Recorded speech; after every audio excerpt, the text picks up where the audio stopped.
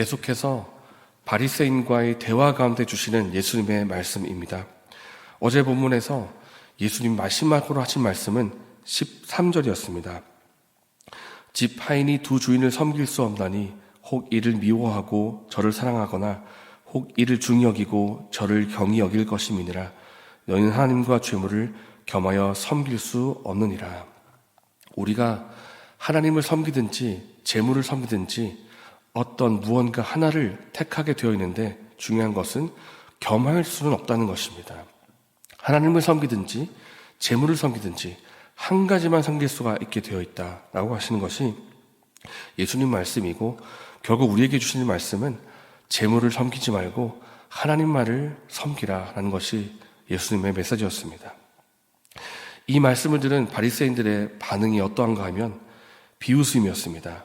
14절 말씀에 바리새인들은 돈을 좋아하는 자들이라 이 모든 것을 듣고 비웃거늘 이라고 반응을 하는데, 아마 이런 반응이 아니었을까 생각이 듭니다. 저기 예수가 하는 말 좀 봐라. 참 웃긴다.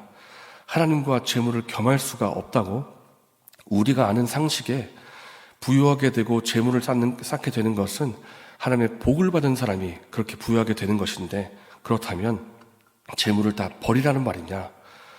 우리가 재물을 갖고 있는 것이 하나님의 복을 받은 증거인데 그걸 다 포기하란 말이냐 하면서 예수님 말씀을 받지 않고 비웃었을 것이다, 이런 생각이 듭니다. 이렇게 바리새인들은 비웃었지만 예수님은 그 비웃는 바리새인들의 마음속에 있는 탐욕을 보셨습니다. 겉으로는 하나님을 잘 믿는 모습을 보이고 있고 겉으로는 율법을 잘 지키는 척을 하고 있으나 그 속에 재물에 대한 탐욕이 있고 그 속에 죄악에 대한 그런 죄악이 있다는 것을, 죄로 물들어 있다는 것을 예수님은 꿰뚫어 보셨습니다. 그리고 예수님께서 보시기에 그들은 어떤 사람이었는가? 겉과 속이 다른 사람들, 겉은 깨끗하나 속은 탐욕으로 가득한 사람들, 외식한 사람이었고 겉과 속이 달랐고 그리고 형식적 수준에 머물러 있었던 사람들이었습니다. 예수님께서 이후부터 하시는 말씀이 있는데, 예수님께서는 이런 수준의, 이런 외식적인 수준과 형식적인 수준을 가지고는 하나님 나라에 합당하지가 않다, 하나님 나라에 들어갈 수가 없다는 말씀을 하시는 것입니다. 16절입니다. 율법과 선지자는 요한의 때까지요 그 후부터는 하나님 나라의 복음이 전파되어 사람마다 그리로 침입하느니라. 율법과 선지자는 요한의 때까지다. 여기서 율법과 선지라는 것은 바로 모세 오경과 선지서를 말하는 것입니다. 다시 말하면 구약 성경 전체를 말합니다. 구약 성경 전체에 나와 있는 특별히 율법의 메시지는 이제 요한의 때까지라는 것입니다. 세례 요한이 옴을 통해서 율법의 시대는 막을 내렸고, 그리고 세례 요한 이후로 예수님이 오심을 통해서 이제는 복음의 시대가 활짝 열렸다라는 것입니다. 그렇기 때문에 구약의 율법을 완성하신 분이 예수님이시고 이제부터는 예수님이 주시는 이 복음을 받아들여야 된다, 이 말씀을 하시고 있는 것입니다. 그렇다면 드는 생각이, 구약의 율법은 아무 소용이 없는 것인가? 그러면 구약의 율법이 다 폐기되고 버려야만 하는 것인가? 그래서 예수님께서 중요한 말씀을 17절에 하십니다. 함께 17절의 말씀을 읽겠습니다. 그러나 율법의 한 획이 떨어짐보다 천지가 없어짐이 쉬우리라. 예수님이 하시는 말씀은 율법이 폐기되는 것이 아니다라는 것입니다. 율법이 버려지거나 폐기되는 것이 아니다. 오히려 복음의 능력을 통해서 율법에 담긴 하나님의 진정한 뜻이 더 이루어져야 되는 시대가 왔다라는 것입니다. 이제는 단지 겉모습으로만, 형식적으로만 율법을 지킨다고 될 것이 아니라 그 율법에 담긴, 하나님 말씀에 담긴 그 속뜻까지 마음 중심에서부터 하나님의 뜻을 행하고 순종해야 되는 시대가 왔다라는 것입니다. 어떤 사람이 복음을 받고 어떤 사람이 하나님 나라에 들어가는, 그리고 오늘 말씀대로 하면 하나님 나라에 침입하는 사람이 되겠습니까? 바리새인처럼 유대 혈통을 가진 사람, 바리새인처럼 겉으로만 깨끗한 사람, 겉으로만 율법을 지키는 그 사람이 하나님 나라에 들어가겠습니까? 이제는 더 높은 수준이 요구되는 것입니다. 이제는 겉으로만 순종이 아니라 마음 속에서부터, 속 안에서부터의 순종. 정말 말씀에 담긴 그 뜻대로 사는 사람이야말로 하나님 나라에 합당한 사람이라고 하시는 것입니다. 예수님이 갑자기 18절 말씀에서 간음에 대해서 말씀하시는데 이것도 오늘 본문과 같은 맥락으로 할 수가 있습니다. 당시 유행하던 것이 무엇이냐면 바로 이혼 증서입니다. 이혼 증서. 내가 이 사람과 같이 살기로 약속을 했고 결혼했지만은 내가 살다 보니까 마음에 안 든다. 그 당시에 이혼 사유 가운데 밥을 태웠다라는 소식도 있습니다. 그러니까 밥 태워 먹었더니 내가 정말 불쾌하구나. 이혼해야 되겠다. 그러면서 이혼 증서를 써주고 내보내는 것입니다. 그러면서 생각하기를 내가 이혼 증서를 써줬으니까 율법에 하자될 것이 없다라는 것입니다. 모세가 말하기를 이혼 증서를 써주면 된다라고 그랬으니까 이혼 증서 썼으니까 됐다. 문제될 것이 없다. 그러나 예수님 보시기에는 그런 이혼 증서를 써줬다 할지라도 지금 있는 아내와 이혼하고 다른 사람에게 장가를 든다면 그 역시 간음이다. 그 역시 하나님 앞에 범죄하는 것이다. 겉으로만 깨끗하다고 된 것이 아니라 속 안에서부터 간음이면 그건 간음이다. 그렇게 말씀하시고 계십니다. 그런 면에서 율법은 여전히 살아있는 것이고 율법에 담긴 하나님의 뜻은 여전히 우리가 지켜야 되는 것입니다. 십계명에 담겨있는 것도 어떤 것입니까? 우상 숭배하지 마라. 하나님만을 섬기라. 부모를 공경하고 내 하나님과 내 이웃을 섬기라라는 정신이 여전히 복음 안에서 살아있고 지켜야 되는 내용이라는 것입니다. 그렇기 때문에 우리가 복음을 받아들인 사람들이고 이제 우리에게 요구되는 것은 더 깊은 것들입니다. 더 높은 수준입니다. 우리의 힘으로는 할 수 없지만 복음 대신 예수님 안에서는 가능한 이 일을 우리가 말씀에 담긴 그 중심의 뜻까지도 순종해서 하나님을 기쁘게 하시는 은혜가 여러분에게 있기를 예수님의 이름으로 축복합니다. 19절 말씀부터는 우리가 알고 있는 부자와 거지 나사로에 대한 이야기인데요.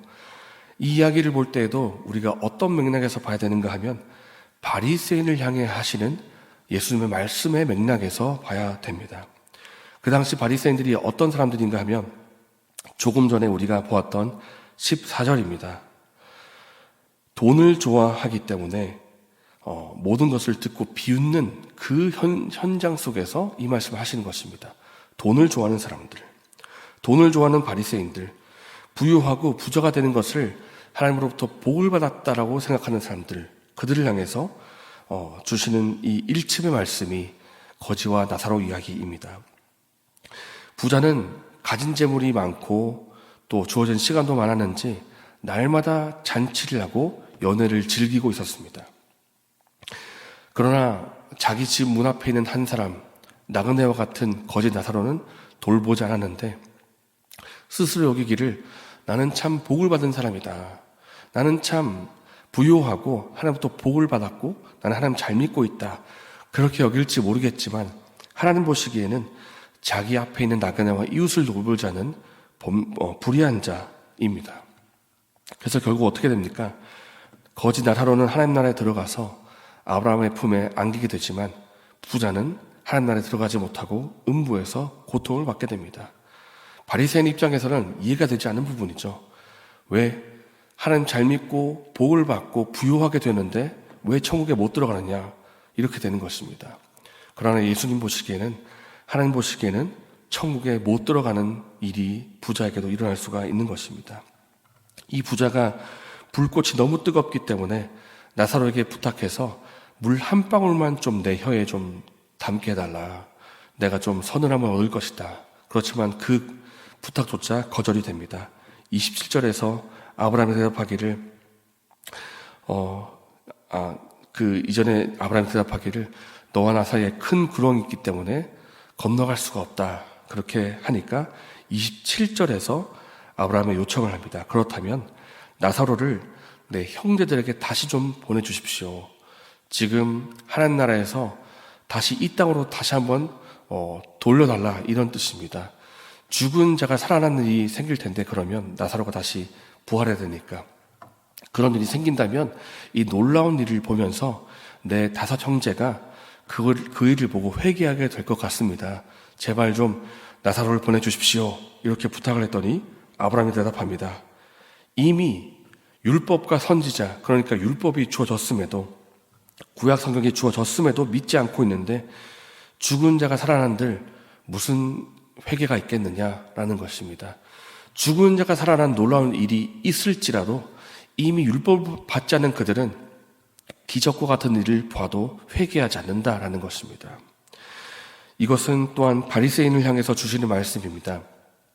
율법이 이미 주어졌음에도 율법에 담긴 그 하나님의 뜻을 깨닫지 못하고 그 뜻대로 살고 있지 않던 바리새인들이었습니다. 이미 율법이 주어졌지만 하나님을 몰랐던 사람들. 그래서 겉모양만 하나님 믿는 모습을 내지만 속에는 재물에 대한 탐욕이 있는 사람들. 그러면서 여기기를 나는 하나님을 잘 믿노라 그런 생각을 했던 그들에게 율법도 복음도 너희들이 알지 못하고 하나님 나라에도 들어가지 못한다라는 말씀을 나사로 이야기를 통해서 하시는 것입니다. 오늘 말씀은 모두 한 맥락이라고 볼 수가 있습니다. 하나님과 재물을 겸하여 섬길 수가 없다는 것이고, 그렇기 때문에 하나님만을 택하여 섬기라는 것이고, 그리고 주어진 재물을 하나님의 뜻대로 사용해서 베풀고 살라는 것입니다. 그것이 바로 복음에 합당한 사람이고 하나님 나라에 들어가는 합당한 사람이라는 것입니다. 부자가 복받은 사람이 아니라 누가 복받은 사람이겠습니까? 하나님 말씀대로 사는 사람이 복받은 사람이고 자기에게 주어진 재물을 나눌 수 있는 사람, 도움이 필요한 자들에게 베풀 수 있는 그 사람이 오히려 복받은 사람입니다. 이미 우리는 예수님 안에서 복음을 받았고 복을 이미 받았습니다. 그렇기 때문에 복받은 사람답게 복음에 합당하게 하나님 나라에 합당하게 살기를 소망합니다. 그래서 우리가 이 땅에서 주어진 재물을 어떻게 사용할 것인가? 나만, 내 탐욕을 위해서만, 오로지 나만을 위해서 사용하는 것이 아니라 이웃을 위해서도 나눌 수 있는 우리가 되기를 소망합니다. 그래서 복받은 사람답게 주의 말씀에 순종해서 하나님의 복과 은혜를 누리시는 저 여러분 되시기를 예수님의 이름으로 축복합니다. 이 시간 함께 말씀을 생각하면서 기도하겠습니다.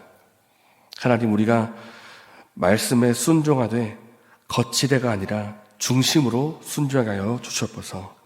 우리 안에 외식적이고 모순적이고 가식적인 모습이 있다면 발견하게 하시고 이제는 그 모습이 복음에 합당한 모습이 될 수 있도록 은혜를 베풀어 주시옵소서. 하나님과 재물을 겸하여 섬길 수 없다는 것을 알게 하시고 우리에게 주신 재물을 가지고 나의 탐욕이 아니라 주의 뜻을 따라 사용할 수 있게 하여 주시옵소서. 이렇게 기도하시고 개인적인 제목 기도하신 후에 자유롭게 돌아가시겠습니다.